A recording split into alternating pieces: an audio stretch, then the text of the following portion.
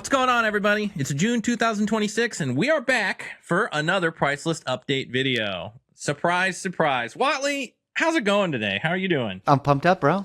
I'm building right now at speed. Just a little bit. I mean, you should probably slow down. Just keep your wife happy, but I think you're on the right track. Well, cool. Thank you. I appreciate that. I do enjoy building. I'm trying to dent this restoration universe, bro. I think I'm on to something. Universe. It's a big universe. Yeah, but I'm a big ego, so let's get it. Fill it. All righty. Well, should we hop into checking out some of the new line items? Hell yeah, I think that's what we're here to do. Let's get into it.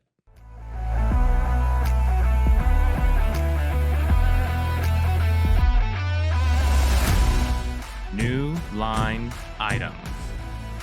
Alrighty, so we got 9 new line items here. Not quite as well. I mean, it's not as much to talk about as we had last month. We'll put it that way. A little bit smaller in terms of things that happened this month, but I'll take it. First and foremost, we have a new line item for Seal and Paint Split Rail Fence Gate. So I'll be curious to see if we see some new line items coming along that. But if you paint a lot of gates, there you go.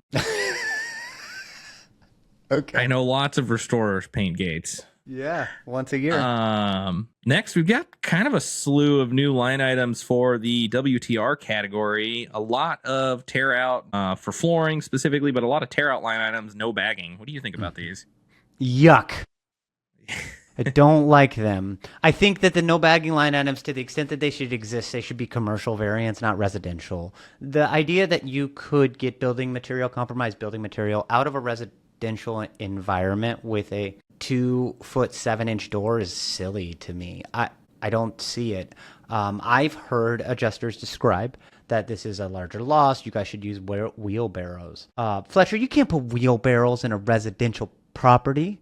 That's a terrible idea. That's going to just rip apart the door jambs. Even if you can get it through the door, it's going to be wrecked by the time you're done. I want all my technicians bumping every wall, because now we're going to put in corner guards everywhere. Right. Yeah, it's one of those things where, like, okay, well, we can save you money on the bagging, but then we're going to have to case every door jamb here, and then we're probably going to have to we put ram board on all the walls and sand and paint them when we're done, and then you're going to have to pay for the ram board. So I couldn't be more against these no bagging line items. I don't get it. I have torn out enough compromised building material in a residential environment to know that you bag it when you remove it. There's no other practical way to do it. And it also creates a bunch of problems downstream, Fletcher. In California, we have to separate our compromised building material, our drywall, right, from our miscellaneous and insulation. And that's what is demanded. If you show up in a branded truck in San Diego to the dump, you're expected to have separated the building material. Okay? There's a price structure for that, and there's also fines if you don't do it right. How the heck am I supposed to do that if I don't bag my building material? I don't get it. I don't like it. Here they are. So I'm not excited about it. You? I can't say it's the best thing in the world. It just doesn't make a whole lot of sense to me in a residential environment. I could see it in a commercial environment, but even just that, I look at wet plaster. So I'm just going to take a whole bunch of dripping wet material through someone's house. What? How would that even work? Yeah, it just seems like whatever force is behind the adoption of these line items are expressly disconnected from the realities of work on site in a mitigation environment. Yeah, or just, really just the industry, like this industry specifically. Construction's one thing, but restoration's not the same. It's a very different environment. Yeah, we're goosenecking it. We're taping it off. So anyhow, all right, guys. Well, here's this month. We are sealing and painting a split rail fence gate. And then there's other no bagging line items, which I don't think are used outside of a program environment where a restorer would have to use these line items only under duress. I want to know if people love these line items and you're using them, let us know. Yeah, what's good? How does that work? So I'd love for somebody to unpack that. So comment down below. Tell us all about your no bagging experience. I love it. Okay. All right. What else is happening? Well, let's check out the changes. Checking out the changes. Perfect. All right. So again, not as much as May. We have a little bit more reasonable amount of things to talk about this month, but we've already seen some updates to some fairly new line items. I believe these came out in April. Yeah. But they've modified the descriptions and quality field of the replace and removal definitions for the dimple underlayment that was just added. So specifically, you can see here, even in the line item description, it's just talking about the thickness now. So it's actually giving a measurement of the thickness, which is helpful, I would say, to anybody using it. It's just, even if you're trying to, put a scope together, understanding what the thickness is can help you better gauge what was actually there and what needs to go What the back. heck was it doing? It was defining the depth of the dimple for before? I think before it was doing more like the mill thickness rather than the actual inches. Okay. So Okay. Well, yeah, but this is common, right? You see the pricing department publish a line item and then 2-3 months later make changes. So familiar I mean, pattern. we've seen it over the past couple of months. Honestly, we've seen quite a few newer line items with changes. Which, I mean, it's Makes sense. they get feedback, I'm sure, and they make changes right away. That's great. That's a bunch of good people trying to do a great job for the industry. Yep, that makes sense. Absolutely, I'm down with that. It's a happy way to see things continue to move forward. Yeah. Next, there's a whole bunch of changes to window treatment line items, so blinds, etc. And basically, they've changed the definitions to clarify that hardware is included. Surprised that wasn't clarified before, but that's what we saw, and it's every single one of them. So I could have put them all in here, but we would have had a really long list for just a little bit to talk about. Okay. Yeah, when you guys see those asterisks from actionable, that's called a wild card, and that means that we would be including everything in that selector code range that would go after the alphanumerical string before the asterisk. So it's everything after. Yep.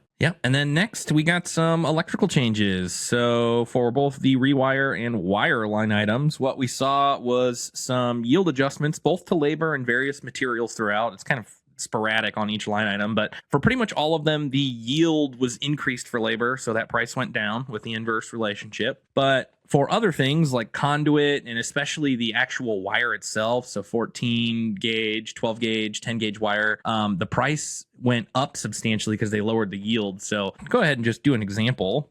I think for rewire here, we'll take a look at the price for May. And if I look at the 12 gauge wire, you can see it's basically 44 cents per unit or per lineal foot. And then if I take a look at that for June here, okay, what do you got? You'll see it went up a lot to about $1.70, which the cost of copper is horrendous. I got to buy. Is that what's going on? Yeah, copper wire right now is expensive. I got to buy 15 feet of 10-2 wire for my house because I'm putting in a mini split here. And it's going to cost me $75 for 15 feet of wire. Wow. That's like a high-end HDMI cable would cost or something. Wow. Okay. Yeah. That's interesting. I didn't know it was that expensive. So they're responding to the price spike in copper. That's what you were saying? Yeah. I mean, honestly, surprisingly, I would say the price of copper has been high for a while, so I'm surprised this change didn't happen sooner. But good to see. I mean, if you're doing a lot of electrical work, this is a big update for people. The price went up a good amount. I mean, I think what is a good amount? So for June, you can see this line item RCV is 1,300, and then for May, the RCV on that same line item was 1,200, so 16%, 1,380, so almost $200. 16 difference. So pretty good, helpful difference there. Somebody, I would say. You can call out all my mental math as being incorrect. I'm sure it is down below. Yeah, well, mine would be too. So it's roughly. My job is to get things roughly in there, and then the rest of you guys go around it. It's like pin the tail on the donkey, You're blindfolded, and if you're close, you're good. Yeah. It's a lot of entrepreneurship, getting it close.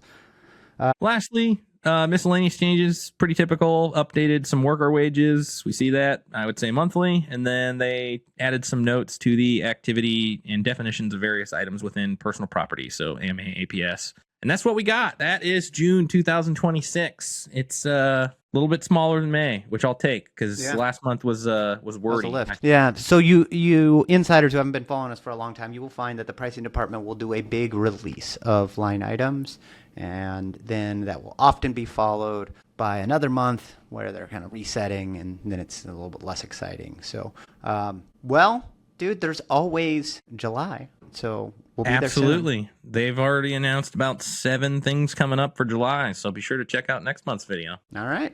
Cool. All right, folks. Well, Whatley out. Keep building. Stay humble.